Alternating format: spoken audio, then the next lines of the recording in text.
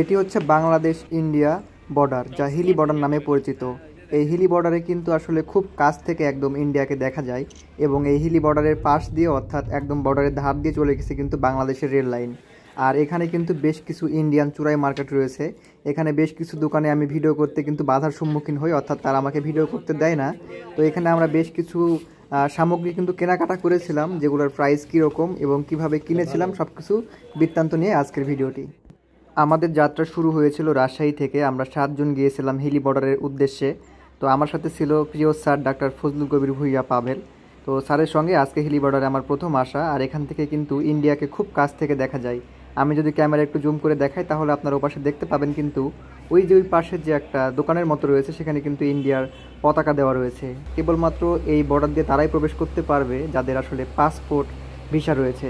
তো ইন্ডিয়া কিন্তু আসলে সবার জন্য যাওয়া না। যে পাশে আপনারা খোলামেলা একটা পথ দেখছেন, হয়তো বা ভাবছেন যে পাশে চাইলে চলে যাব, ওই পাশ থেকে যে লোকগুলো আসছে তাদের কাছেও কিন্তু পাসপোর্ট ভিসা আছে বলে তারা কেবলমাত্র ওই পাশ থেকে এ পাশে আসতে পারছে। এবং যে ট্রাকগুলো যাচ্ছে সেগুলো কিন্তু মালবাহী ট্রাক, যেগুলো বাংলাদেশে এসেছিল। তারা কিন্তু বাংলাদেশ থেকে আবার ইন্ডিয়াতে প্রবেশ করছে এবং তারা কিন্তু তাদের গাড়ির কাগজপাতি দেখানোর পরেই কিন্তু তারা প্রবেশের জন্য অনুমতি পেল। আমি যেখানে দাঁড়িয়ে ভিডিও করছি এটাই কিন্তু আমার সর্বশেষ ধাপ, অর্থাৎ এরপরে আমি আর এক ধাপও দিতে পারবো না। এখানে রয়েছে হিলি স্থল শুল্ক স্টেশন এবং তার পাশে রয়েছে কিন্তু হিলি চেকপোস্ট, যেখানে আপনারা যখন যাবেন, অর্থাৎ বাংলাদেশ থেকে যখন আপনারা ইন্ডিয়াতে যাবেন তখন আপনাদের এখানে কিন্তু চেকপোস্টগুলো দেখাতে হবে এবং এগুলো তারা দেখার পর কিন্তু আপনাকে পারমিশন দেবে। আর এই সামনের যেগুলো মার্কেট দেখছেন একদম হিলি যে বর্ডারের কাছে যে বাজারটি রয়েছে এটাই কিন্তু আসলে বলা হয় যে ইন্ডিয়ান চোরাই মার্কেট। এখানে আমি আসার পর কিন্তু ভিডিও করতে বাধা পেয়েছি প্রথম দোকানটাতে। তারপর আমরা আসলাম এই পাশের দোকানে।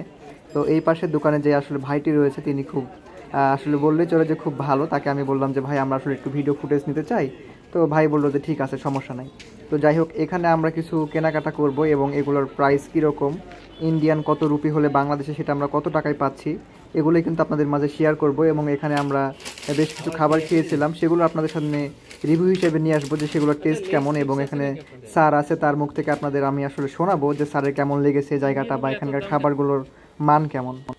দোকানের ডেকোরেশন অবস্থায় দেখতে পাচ্ছেন এখানে ইন্ডিয়ান কত ধরনের প্রোডাক্ট রয়েছে। আপনাদের আসলে যা কিছুর প্রয়োজন এখানে কিন্তু সব কিছুই পাবেন। বিভিন্ন সাবান, শ্যাম্পু থেকে শুরু করে বিভিন্ন food item, juice, chips, chocolate, এগুলো ধরনের কিন্তু অসংখ্য খাবার এখানে রয়েছে। এবং এখানে রয়েছে সোন পাপড়ি, যেটা আমার বেশ ভালো লাগে এবং আমি সেটা কিনেছিলাম।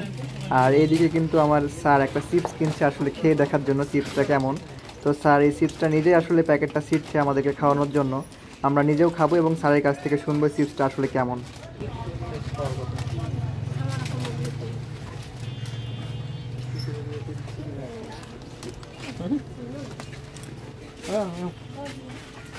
খাইলেন তো, টেস্ট কেমন? আলহামদুলিল্লাহ ভালো। ইন্ডিয়ার মতো না বাংলাদেশের মতো? জিবির সাথে বুঝে টেস্ট। তা আপনি বলবেন না ইন্ডিয়ার মতো না বাংলাদেশের মতো? কেমন? ইন্ডিয়ার মতো না। ইন্ডিয়ার মতো না মাল না? স্যার কেমন লাগছে চিপস? না, খুবই ভালো। খুবই ভালো না? দাম কিছুটা হলো কম। এটা কত নিল স্যার? এটা 100 টাকা। 100 টাকা এই চিপসটা? কিন্তু লেখা আছে 50 টাকা। লেখা 50, কিন্তু তারপর নিচ্ছে 100। এটা তো অবশ্যই টাকাতে কনভার্ট করলে একটু বেশি তো হবেই, কিছু তো লাভ করবে ওনারা। হ্যাঁ অবশ্যই। এখান থেকে আমি এই চকলেটটা কিনি। এই চকলেটগুলো ছিল 20 টাকা পিস এবং একটা সোন পাপড়ির বক্স কিনি যেটার প্রাইস ছিল 250 টাকা। অর্থাৎ এগুলো কিন্তু ইন্ডিয়ান প্রাইস রয়েছিল যা, তার থেকে ডবল প্রাইসে আমার কেনা।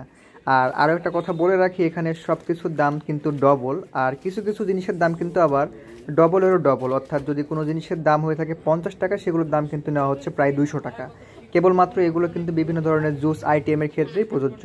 এখানে বেশ কয়েকটা জুস ছিল যেগুলোর দাম দেখলাম আমি লেখা আছে 60 টাকা, কিন্তু এগুলোর দাম কিন্তু ডবলেরও ডবল নেওয়া হচ্ছে। আর বাকি যে আইটেমগুলো রয়েছে সেগুলো প্রাইস যদি থাকে 50 টাকা তাহলে ওনারা নিচ্ছে 100 টাকা। তো আমরা যে চিপসটাও কিনেছিলাম সেটার দাম ছিল কিন্তু লেখা গায়ে 50 রুপি, আর আমাদের থেকে নিয়েছিল 100 টাকা। তো ম্যাক্সিমাম আসলে প্রোডাক্টের প্রাইসটাই কিন্তু ডবল হচ্ছে, যে ইন্ডিয়া থেকে তারা নিয়ে আসছে, এখানে ট্যাক্স ভ্যাট দিয়ে হয়তো বা ব্যবসা করছে, সেক্ষেত্রে হয়তো বা কিছুটা বেশি। তবে আপনারা যদি এমনটা ভেবে থাকেন যে ইন্ডিয়ার যা প্রাইস রয়েছে তার চাইতে কম দামে পাবেন তাহলে আসলে আপনারা ভুল করবেন। এখানে আমরা সব মার্কেটে কম বেশি ঘুরেছি। আর এখন আমরা সব কিছু কেনাকাটা করে কিন্তু এখান থেকে উদ্দেশ্যে এখানকার আসলে ঘোরাঘুরা শেষ করে আমরা পরবর্তী এক জায়গাতে ঘুরতে যাব, সেটা হচ্ছে আমাদের স্বপ্নপুরী পার্ক। তো এখন আমরা স্বপ্নপুরী পার্কের উদ্দেশ্যে রওনা দিব। আর এই মুহূর্তে কিন্তু আপনারা দেখতে পাচ্ছেন যে ইন্ডিয়া থেকে একটি বাস কিন্তু বাংলাদেশে প্রবেশ করলো। আর এখন আপনাদের সামনে একটু দেখাতে দেখাতে যাই যে এই ইন্ডিয়ার ধার দিয়ে যে বাংলাদেশি রেল লাইন রয়েছে, সেখান দিয়ে কিন্তু বাংলাদেশি ট্রেন যখন যায় তখন ভীষণ ভালো লাগে দেখতে। আপনারা ট্রেনের ওই পাশে যে বাসাগুলো দেখতে পাচ্ছেন, সেই বাসা সবগুলোই কিন্তু রয়েছে ইন্ডিয়াতে। আর আমরা যে ধার দিয়ে যাচ্ছি এটা কিন্তু বাংলাদেশ, অর্থাৎ রেল লাইনের ও পাশে রয়েছে ইন্ডিয়া, এই পাশে রয়েছে বাংলাদেশ।